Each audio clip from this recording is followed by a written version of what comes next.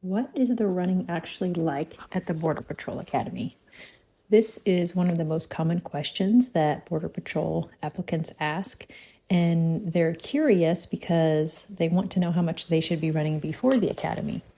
And if you know what the running is like at the academy, it can kind of help you prepare. So in this video, we're going to talk about what the running is actually like at the Border Patrol Academy and the different types of running and some of the different considerations that will affect that. So most people aren't asking because they love running. They're trying to get some clarity, reduce some anxiety, and they really want to understand what the day-to-day running looks like at the Border Patrol Academy. How often do you run? And is what they're doing right now enough to be well prepared for the Border Patrol Academy running? So that's kind of the rationale behind this topic, and I feel like it's an important one. There's also some anxiety about the final PT test. They want to know if the 1.5 miles is something that they're going to be running repeatedly throughout the academy, or if it's just kind of a single event at the end.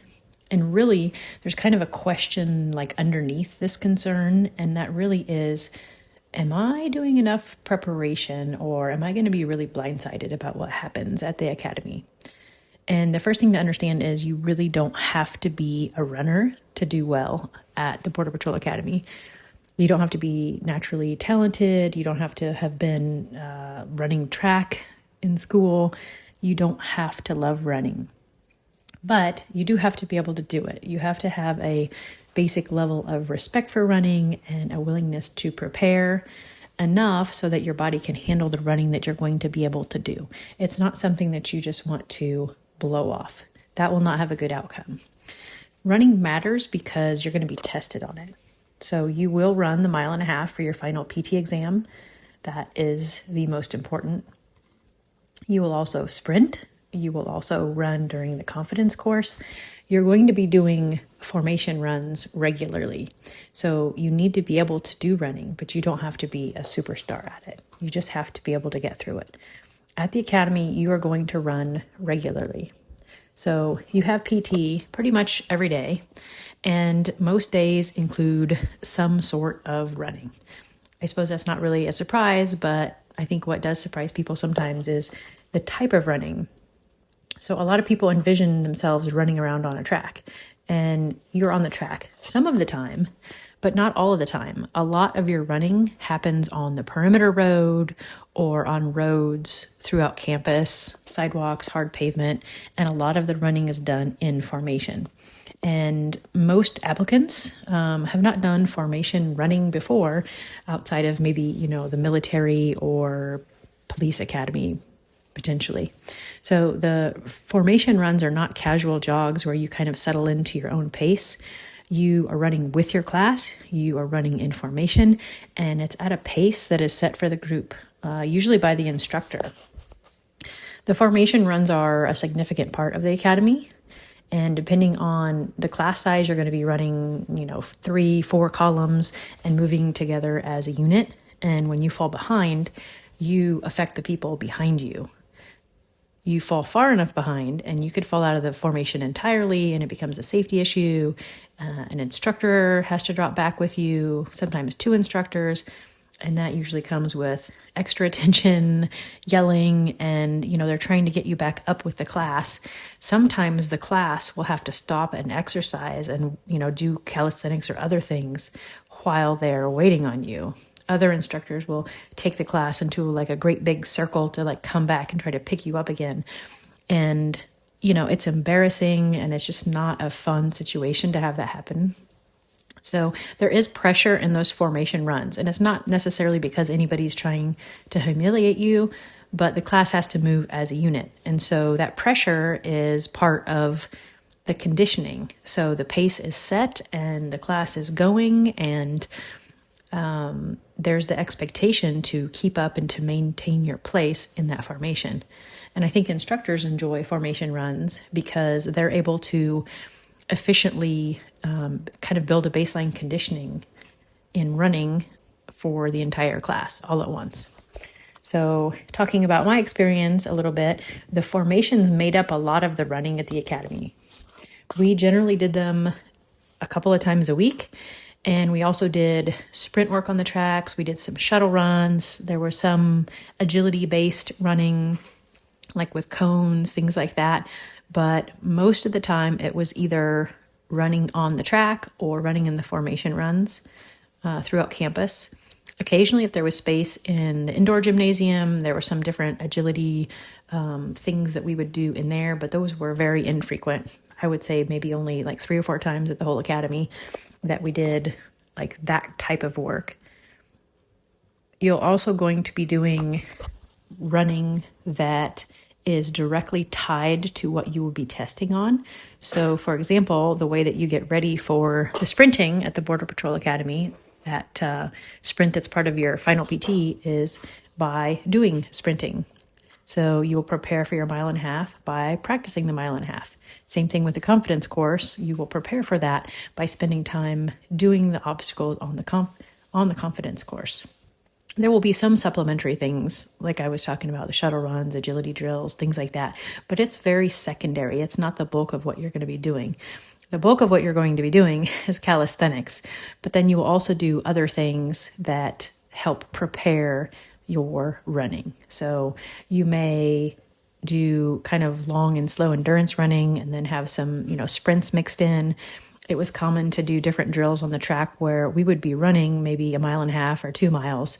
And then, we would maintain pace through the straightaways and then be expected to sprint on the corners, just different things like that. And it really depends on your instructor. If you have an instructor who really likes to run, then any of the free opportunities that there is leeway in kind of what to do and how to condition, then that instructor will probably want to be doing running more.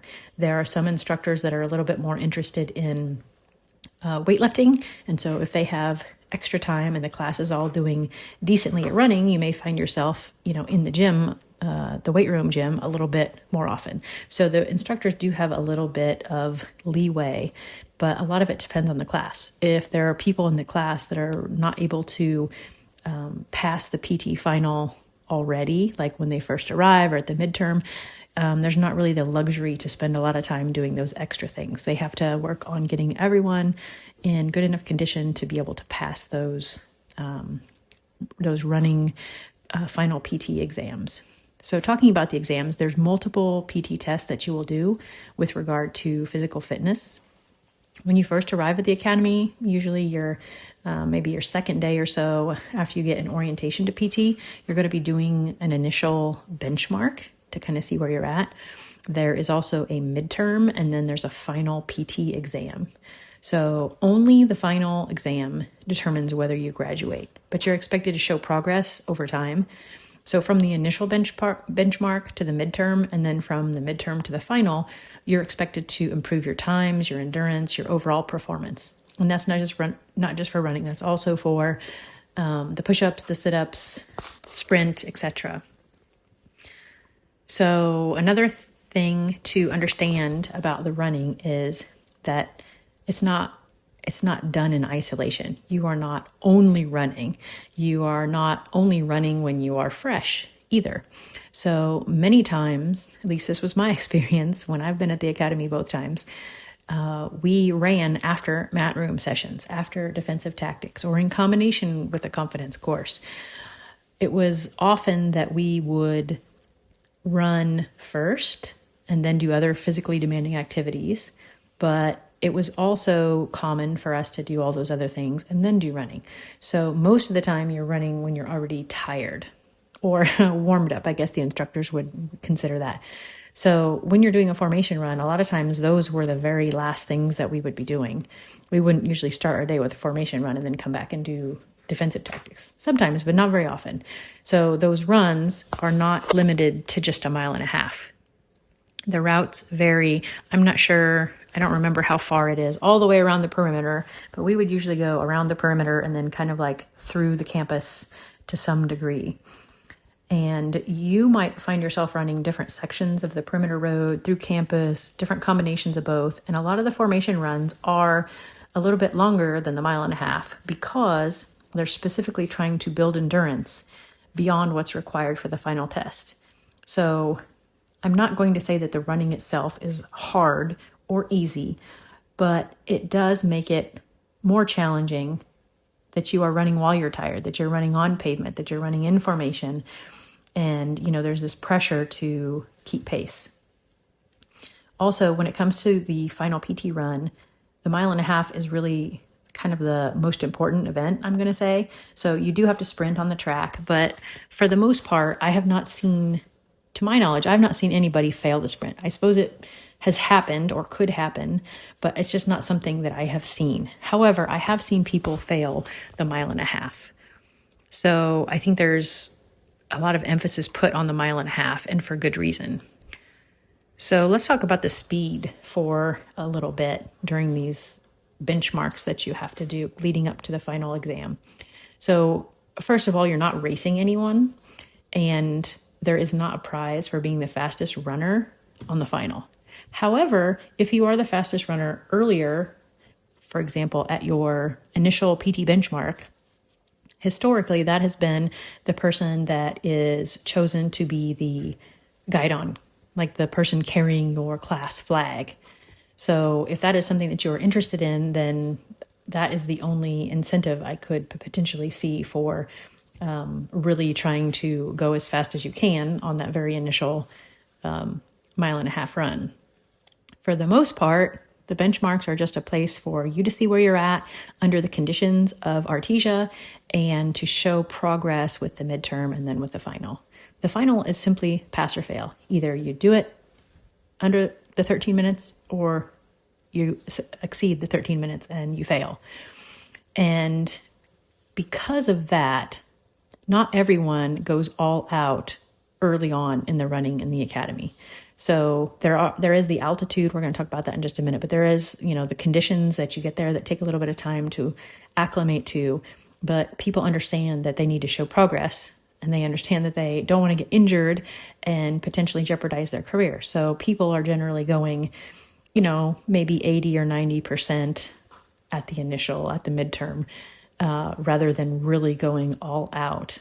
So they're aiming for improvement while protecting themselves from injury. So that's kind of the strategy, I guess you could call it. So let's talk about the altitude really quick, and then we will close out. So there is the factor of altitude in Artesia. So Artesia's elevation affects a lot of people's breathing and performance if they are not accustomed to it.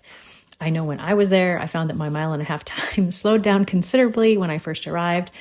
It just felt like the air, I don't even know how to describe it. It's hard to explain, but it just felt like I was breathing, but it was almost like I wasn't getting enough oxygen, like the air was thinner or something. And it actually took, I would say, probably like 2 to 4 weeks to really feel like it was home again as far as the atmosphere. However, if you're local to the area and you're accustomed to that, you probably won't be expecting that much of a setback.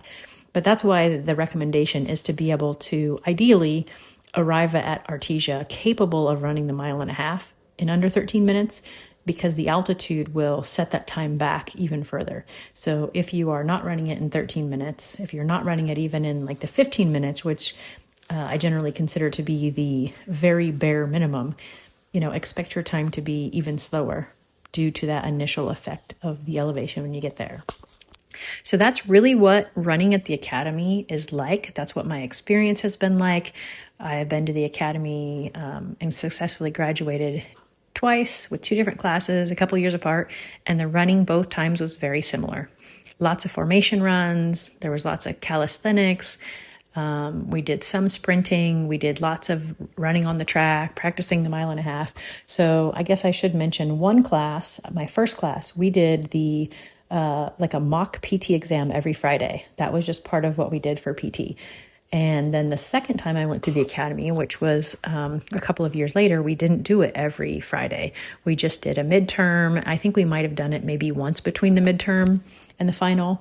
And then we did the midterm. And then maybe once again, we practiced it between the midterm and the final. And then we had the final. And that was pretty much the difference in the running. We still had lots of formation runs. We still had the occasional, agility run and practicing on the confidence course. Lots of time going around the perimeter.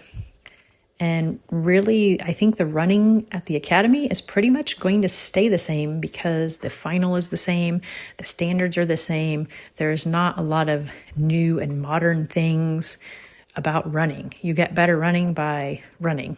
There are some, speed and strength training you can do that kind of help supplement, but really the way you get better at running is by running. So the one thing I will note that is different from my previous classes that they do have now, and that is they have recently, just in the last year and a half or two, allowed trainees to begin wearing fitness watches during some of the running. That is to help them kind of pace themselves and improve their run times when they're trying to do the 1.5 miles.